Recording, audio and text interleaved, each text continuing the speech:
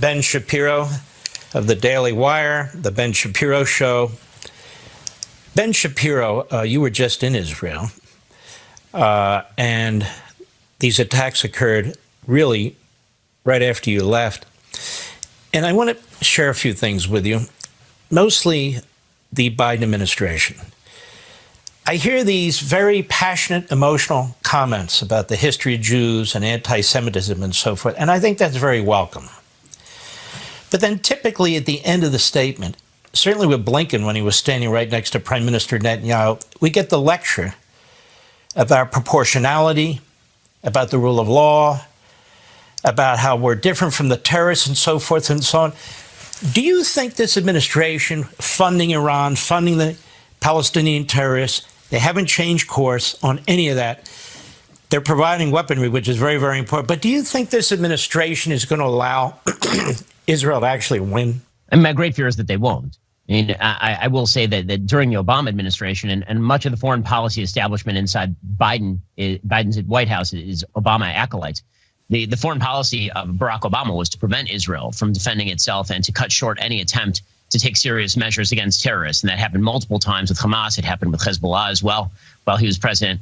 You know, if that carries forward into Biden, that's a real problem for the state of Israel. It's always sort of darkly hilarious when the State Department lectures people about human rights abroad, and then when they talk about how Israel ought to use restraint. Meanwhile, Israel is literally warning Gazan civilians to get out of the way, and Hamas is literally telling them to stay directly in the line of fire so they can maximize the civilian casualties for the cameras.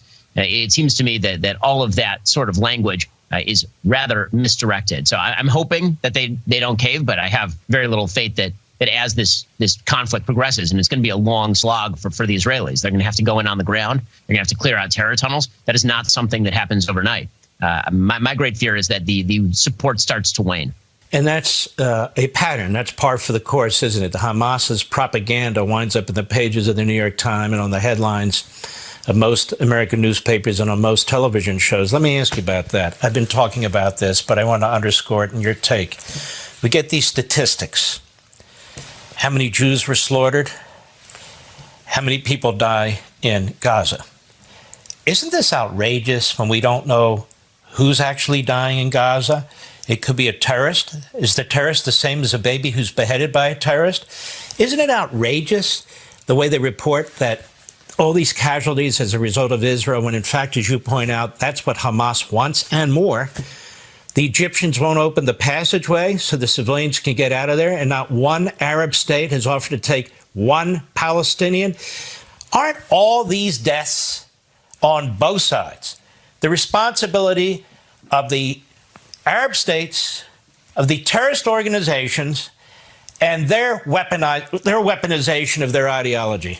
100%. And that's the part that's always astonishing. And when you hear Israeli leaders being asked about civilian casualties in Gaza, and they express astonishment that they're even being asked, the reason they're expressing astonishment is because they're the only ones in the region who seem to care about civilian casualties in Gaza. Again, they spent years dropping what they call knock bombs on the top of buildings to warn people inside to get out. And then Hamas will tell people to get back in. We have reports from Trey Yingst of Fox News telling Americans that Hamas is telling people to stay in the buildings that Israel has warned them to get out of. There are recorded phone calls that have been shown between the IDF and Hamas from a couple of years ago, where IDF is calling up members of Hamas and saying, get people out of the building, we're about to bomb it. And Hamas is saying, we want them in there because if they die, we get to show the cameras that they're dead. I mean, the idea that any of this is on Israel is absurd. I mean, the greatest and most ridiculous part of this, of course, is that if Hamas were to release the hostages, Israel already said they would turn back on the water and power. And yet there's every headline in the world saying that it's a cruel war crime for Israel to turn off the water and the power to the Gaza Strip. Nobody seems to care about pressuring Hamas to give up the hostages, which includes, by the way, over a dozen American hostages in custody of Hamas right now. So, again, the lack of moral clarity, it's an easy way out for a lot of morally vacuous people. Now, Ben Shapiro, speaking of morally vacuous people, Qatar, they are the home to leaders of Hamas who live in luxury, whose children have Lamborghinis, as is Turkey. Now, Hamas has slaughtered 27 American citizens, which is one of the greatest terrorist acts, obviously beside 9/11, in American history. And yet Qatar supports the leadership And Qatar is now supposedly negotiating for our kidnapped Americans because Biden's asked them. Turkey also is the home to leaders of Hamas. Shouldn't we be demanding the extradition of these leaders of Hamas who killed 27 Americans and insist that Turkey and Qatar do that now, or we will sanction them? Certainly, we should be looking directly into that. I mean, the fact that Qatar has for a very, very long time been a haven for a lot of terrorism and for terror leaders throughout the world should be a reason for the United States to be looking at economically sanctioning Qatar. The only thing that the Qatari leadership cares about is retaining their power. It's a very small kingship.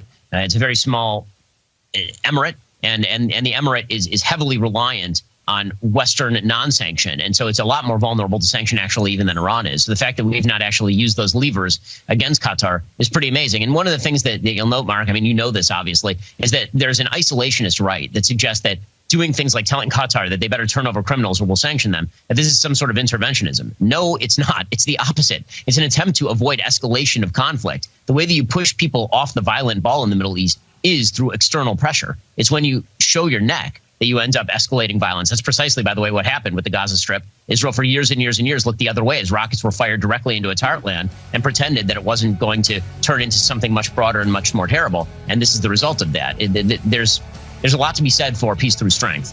Yes, they're isolationists on the left and right, but unfortunately our enemies, including these terrorists, are not isolationists.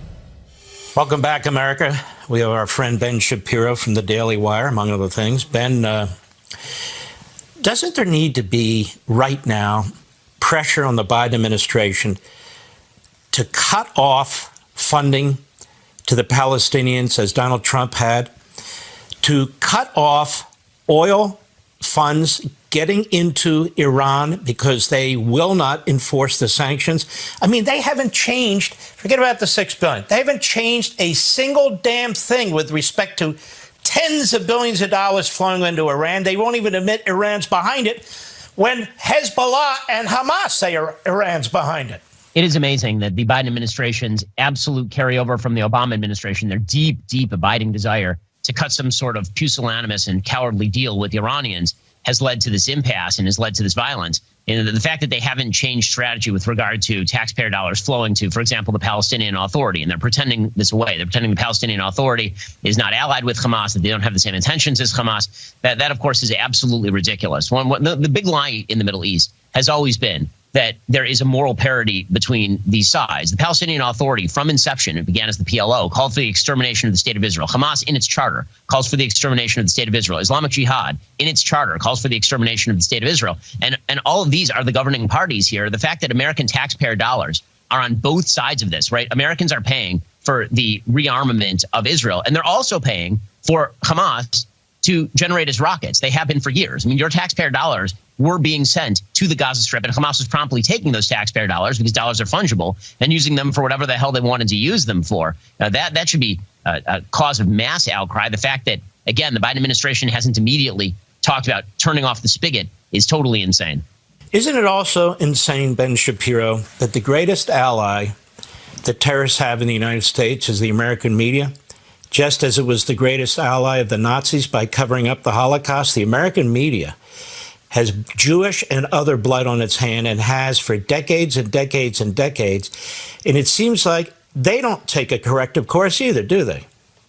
No, it's absolutely despicable. I mean, the American media, again, has drawn a moral parity between Israel and its enemies for decades at this point. They pretend that what Hamas really wants, it's a territorial dispute, or the PA, it's a territorial dispute, or Islamic Jihad. They literally say to your face, this is the part that's astonishing. Hamas will say to your face what they want is to kill Jews. The PA will say to your face what they want is all of Jerusalem, not part of Jerusalem. The Islamic Jihad will tell you to your face all of this stuff in their educational materials for their kids. They put this stuff, and the entire American media looks the other way and pretends it's not happening. They say, well, we can examine your ulterior motive. We know what you're really thinking. And this really goes to the absolute arrogance of a lot of Western liberals. And that is, everyone thinks like they do. They really believe that members of Hamas, they think maybe like differently about a few things, but in general, they're reasonable people who just want certain things. Robert Malley, who is the Iranian, apparently, spokesperson inside the Biden administration, who had to be kicked out of the Biden administration because he may have been actually co-opted by the Iranians. he was giving speeches not all that long ago talking about the magic of Hamas and how Hamas was a normal political movement. You might think that they're crazy genocidal maniacs, but they're not. They're actually really, really good people who are just attempting through different political means to do what they're doing. The media buys into that same nonsense because when it comes to this particular conflict, maybe the only conflict where the media does this, when it comes to this particular conflict, the media has decided in their heads that the Western country has to be wrong by nature. It's just wrong by nature. And because it's wrong by nature, that means that anything that happens to that country must inevitably have been caused by the quote unquote occupation, even if what you're talking about here is an unoccupied Gaza. Israel pulled out in 2005. The victims are living in an unoccupied area. They're not living in the settlements. They're living in the south of Israel, which has been part of Israel since 1947-48. And even if the people getting slaughtered are disproportionately people of the political left, which is exactly what happened at this electronic dance music festival, doesn't matter to them at all. The facts are completely irrelevant to the narrative. Well, very, very well said. It just amazes me. This administration also, they rearmed the Iranians. There's no other way to put it. They rearmed the Palestinian terrorists by basically reversing all of Trump's decisions. The Iranians were on their back. The Palestinian terrorists were in a box. And then we're talking about proportionality when it comes to Israel defending itself by this administration. And then this administration wants to get credit. It gets no credit from me, except for the fact that they're doing what I think every administration would do, which is provide Israel with the weapons that they need to defend themselves.